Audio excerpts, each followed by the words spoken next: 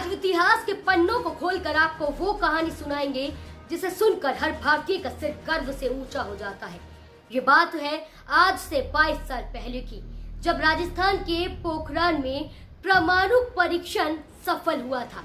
जब सफल हुई थी अटल प्रतिज्ञा, जब सफल हुआ था ऑपरेशन शक्ति, कैसे भारत बना था परमाणु संपन्न शक्ति राष्ट्र और कैसे भारत की सफलता के बाद सुपर पावर अमेरिका भी चौंक गया था। क्या है इस बात के पीछे की पूरी कहानी, कैसे भारत परमाणु शक्ति संपन्न राष्ट्र बनने में सफल हुआ। चलिए चलते हैं आज से 22 साल पीछे और इतिहास के पन्नों को जरा पलटकर पूरी कहानी जानते हैं। 11 मई 1998 पोखरण परीक्षण ने विश्व को भारत की ताकत का एहसास कराया था। आज का दिन भारत के लिए बहुत अहम है। आज हम आपको बताएंगे वो कहानी जिसने सुपर पावर अमेरिका को भी चौंका दिया था। आज का दिन याद कर हर भारतीय का सिर गर्व से ऊंचा हो जाता है। आज ही का वो दिन था जब अटल बिहारी वाजपेयी ने भारत को परमाणु शक्ति संपन्न बनाने का साहस दिखाया था। यूं तो भारत ने परमाणु परीक्षण 1974 में तत्कालीन प्रधानमंत्री इंदिरा गांधी के नेतृत्व में कर लिया था, जिसका नाम दिया गया ऑपरेशन स्माइलिंग बुद्धा। लेकिन देश और दुनिया की नज़र में वो परमाणु परीक्षण का एक कदम माना गया। और फिर 11 मई 1998 में पोखरण पार्ट 2 यानी कि शक्ति ऑपरेशन के जरिए अटल प्रतिज्ञा सफल हुई। India conducted 3 underground nuclear tests in the Pokhran range. परीक्षण के साथ हमने ये भी ऐलान किया कि हम परमाणु हथियारों का प्रयोग करने में पहल नहीं करेंगे। तत्कालीन प्रधानमंत्री अटल बिहारी वाजपेयी और देश में एटॉमिक वैज्ञानिक और मिसाइल मैन के नाम से जाने जाने वाले मशहूर एपीजे अब्दुल कलाम के नेतृत्व में भारत को परमाणु शक्ति संपन्न राष्ट्र बनाया गया। अभिनंदन होना चाहिए वैज्ञानिकों का, उन इंजीनियरों का जिन्होंने पोखरण में जो कुछ हुआ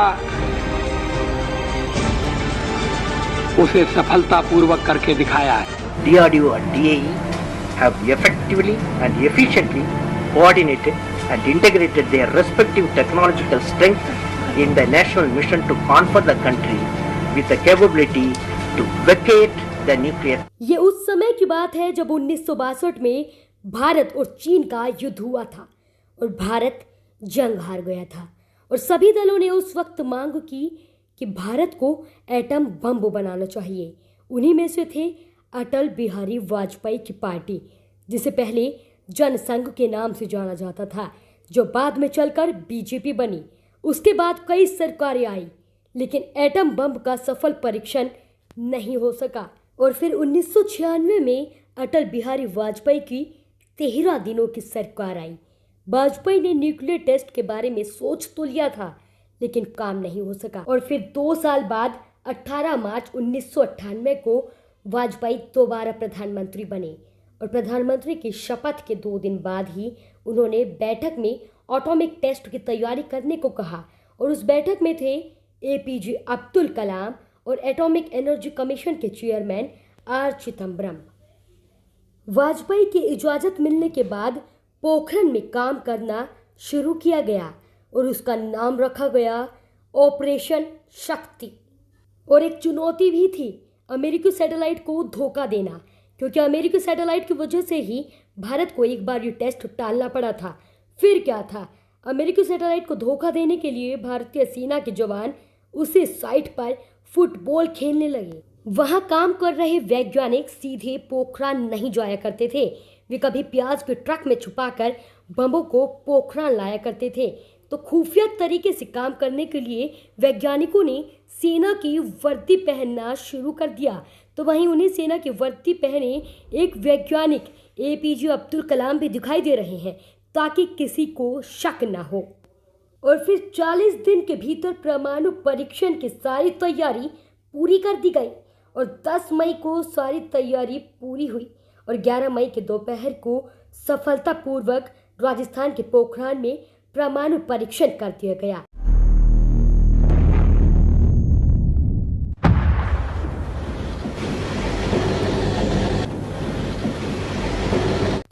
और उस दिन भारत ने सुपर पावर अमेरिका के साथ साथ पूरी दुनिया को अपना लोहा मनवाया और सभी देशों को करारा जवाब दे दिया था कि अब कोई भारत की तरफ आंख उठाकर भी नहीं देख सकता।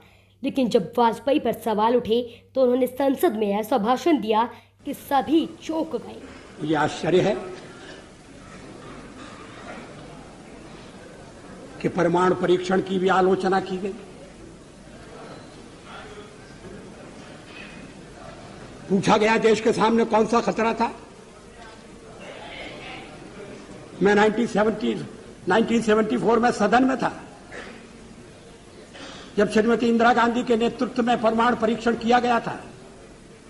हमने उसका स्वागत किया था, प्रतिपक्ष में थे फिर भी स्वागत किया था, क्योंकि देश की रक्षा के लिए वो किया गया था।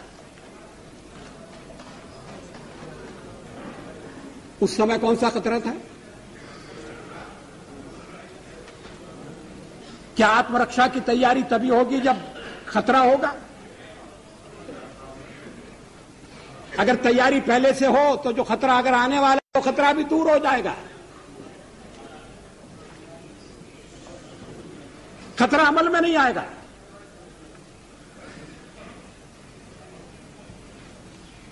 और इसीलिए हमने परमाणु परीक्षण करने का फैसला किया। हमारे कार्यक्रम का अंग है, उसमें लिखा हुआ है। कोई छुपी हुई बात नहीं थी, कोई रहस्य नहीं था।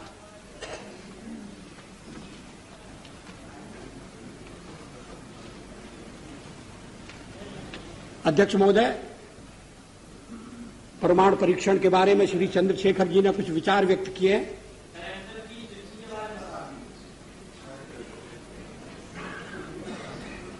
मुझे खेद है कि मैं उनके विचारों से सहमत नहीं हो सकता। उनके चिंतन की एक विशिष्ट धारा है।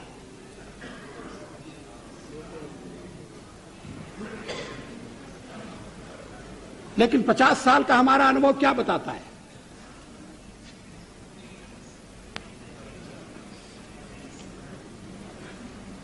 क्या रक्षा के मामले में हमें आत्मनिर्भर नहीं होना चाहिए? केवल एक पड़ोसी नहीं, हमारे अनेक पड़ोसी हैं। इस समय यूरोप में क्या हो रहा है वो एक चेतावनी है।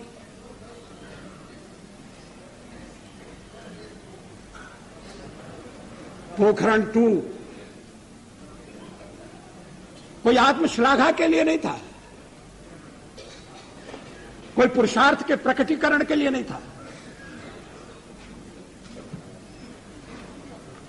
लेकिन हमारी नीति है और मैं समझता हूं ये देश की नीति रही है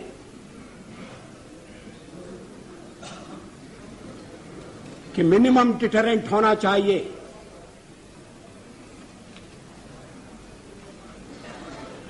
वो क्रेडिबल भी होना चाहिए।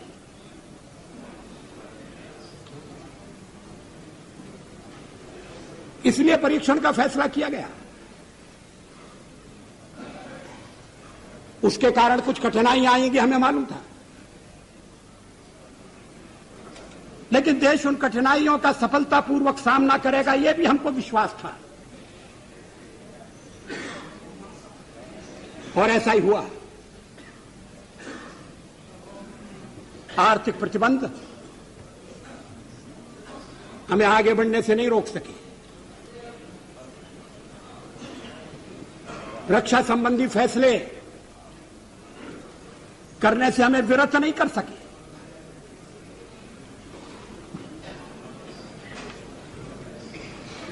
लेकिन परीक्षण के साथ हमने यह भी ऐलान किया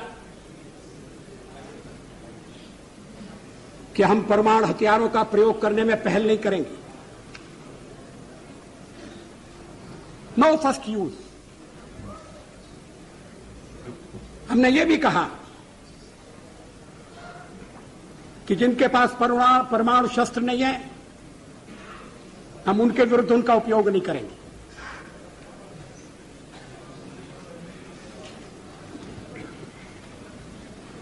हमने परीक्षण बंद करने का भी ऐलान किया।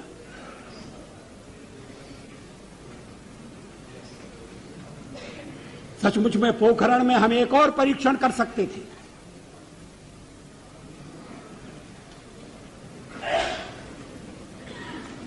लेकिन जब हमें लगा कि वैज्ञानिक तकाजा पूरा हो गया है तो उस परीक्षण को हमने छोड़ दिया।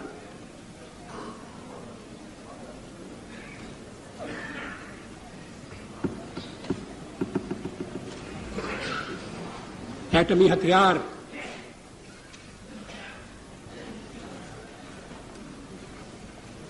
रक्षा के लिए भी हो सकते हैं।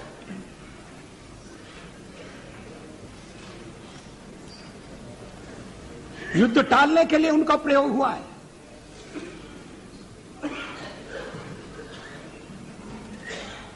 इतने वर्षों तक यूरोप में शांति रही, दो शिविरों में बटे हुए विश्व में युद्ध नहीं हुआ।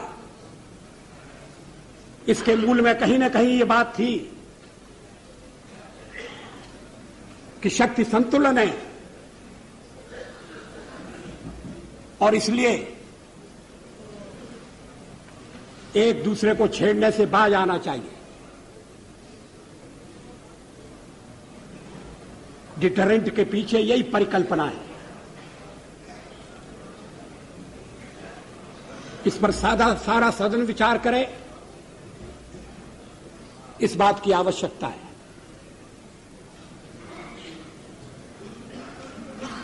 आलोचना तो अग्नि 2 की भी हुई है।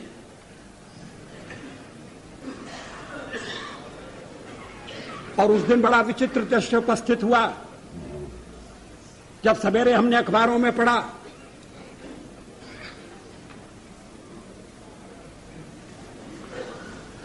कि हमारे एक पुराने मित्र ने, हमारी एक पुरानी मित्र ने हमारे ऊपर दोषारोपण किया कि हम दबाव में आ गए हैं, इसलिए अग्नि 2 का परीक्षण रोक दिया गया है। और उसी समय परीक्षण हो चुका था और अग्निशिखा अपने गंतव्य की ओर दौड़ रही थी। अगर उस दिन हम परीक्षण न करते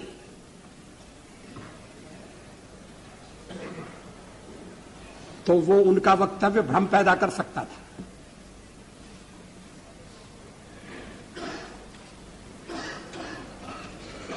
विदेशों में भी भ्रांति उत्पन्न कर सकता था।